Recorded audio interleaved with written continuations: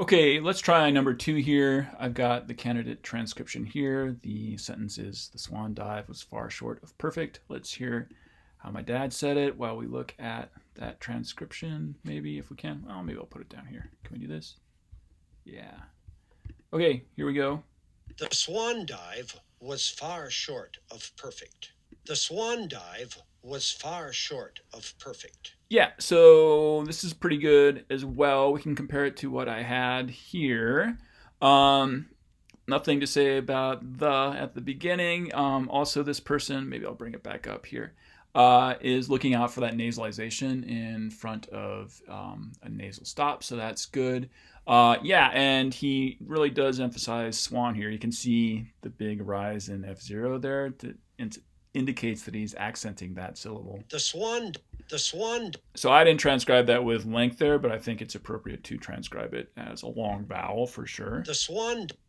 It's kind of going from here to here. Let's see how long that is. 179 milliseconds. What? Yeah, so it could be longer, but that's pretty long for a vowel. The swan. What I don't agree with here, though, is this person transcribed that with a engma, a velar nasal at the tail end. I think that's just a regular old alveolar N. The swan. And it would be kind of particularly unusual to get a change from an alveolar to a velar nasal in this context because there's an alveolar stop right after it. So yeah, maybe looking for a little too much action there perhaps, but we'll just move right on and take a look at this word dive. Dive. Yeah, so we can maybe... Dive. Yeah, that's dive. Dive. Which is also kind of long in its own right. Transcribed the same way, but this person also transcribed a schwa at the tail end. Dive. Kind of voiceless schwa might be there because, again, he's really trying to emphasize each word in this utterance. Dive. So I can see where that's coming from. I didn't transcribe schwa there myself, but I'm okay with that because there is a bit of exhalation at the tail end of that word. And also, there's a gap here in between that part of the sentence and the rest of it as well. The swan dive. Kind of almost, you could transcribe that as like an H at the same time, which I'm not going to do, but like an H right after that V. The next part, so we've got this next word was. I'll do this whole second part. Was far short of perfect. So maybe you can hear that now that you know what to look for, but... Was. Yeah, so this person transcribed it as an S. I transcribed this segment as a Z with a voiceless Z, basically. But you can hear that. Was kind of like we heard with the voiceless the in the first utterance. This is a voiceless fricative, even though you'd normally expect that to be voiced. Was you normally think you'd hear a was, but it's a was like that.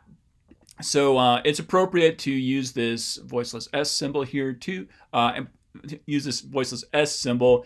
It's also okay to use this voiceless Z, and I'm kind of using it here so you get a sense of how that works. So underlinely or phonemically, this is supposed to be a voiced Z, but it's voiceless on the surface, so you can indicate that it's voiceless with that diacritic underneath it. I'm okay with either one. That's another case of just make sure you don't do something inappropriate there, and neither of us have. Okay, so the rest of this has some interesting, fun stuff with R's. So far short of perfect. Far short of perfect. Far short of perfect. So with far here, it's interesting. This person transcribed that vowel a as a little bit further forward, like far, as opposed to far.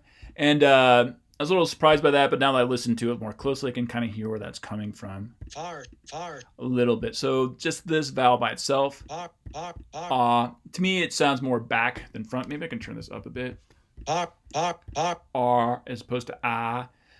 So I think I might have mentioned this in the lectures, but that far is kind of the Eastern Canadian way of saying that vowel in that context as opposed to far, which is more typical of the western portion of Canada. So I'd stick with the ah here. This person has this as long, so I'm okay with that. We can listen to the next word. Short. And here I'd kind of insist that it is this open O, or short, as opposed to this is a shart. Yeah, listen to it again. Short. Just that open O here. It's rhoticized. Short. So you can hear that kind of flavor on top of it. Short. But it's O as opposed to Short. as opposed to shart. Yeah, the of here, we'll leave it as it is. The V there at the tail. Oh, another thing. Sorry. As long as we're here. Short. Just to be careful, this person transcribed the T there as unreleased, but it's pretty clearly released. You can hear that T at the tail end. Short. Normally, the vowel in a word like of in this context would have like a schwa in it, or you transcribe it like that. This person picked up on the fact that it's more of an of here as opposed to of. So this is wedge. Of. So nicely done with that. The fricative there is voiceless. Again, it's pretty typical, I guess, in my dad's speech. Let's blame that on his German heritage, even though I have no way of knowing if that's the case. But German do voices obstruents in final position. Lastly, we can look at this perfect here at the tail end. Perfect. Yep. So I think this person had, aspirated P, which is good. They transcribed stress here on the first syllable, which is also good. Don't forget to do that. I will kind of zoom in on this vowel, though, in the first part of that. This would be perfect, or something like that. So this is just a syllabic R. So you can transcribe it like that, just the with a syllabic marker underneath it. This might be a bit of a question about what this vowel is in the second syllable. I'm not going to get too picky about that because it actually becomes kind of creaky here. I hear it as an I. It's hard to hear exactly what it is. I'm kind of using some of the clues here in the spectrogram to help me out with figuring out what that vowel is. If you want to put schwa there, that's fine as well.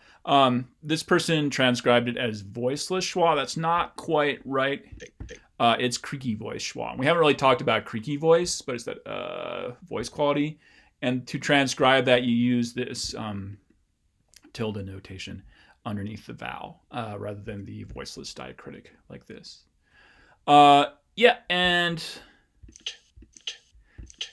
So this person also perfect transcribed the K as retracted a little bit further back than normal. I don't hear that here. Perfect. And in fact, I think it might be a little bit further forward than normal because the vowel's a little bit cornal, basically. It's kind of a frontish vowel. So perfect.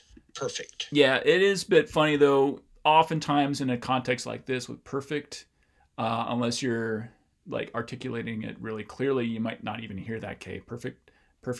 I don't know. But there's a little bit of a release burst here, and it sounds kind of funny. Perfect. Just because the T is kind of getting in the way of it. So I don't have a whole lot to say about that little diacritic there.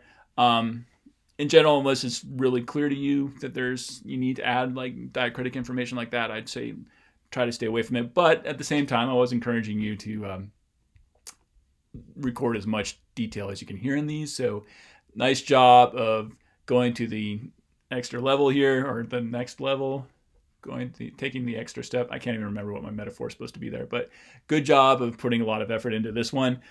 Even if not all of it turns out to be right, that's fine, because that way you can kind of catch on to more details that are used to transcribing and a broad transcription of English.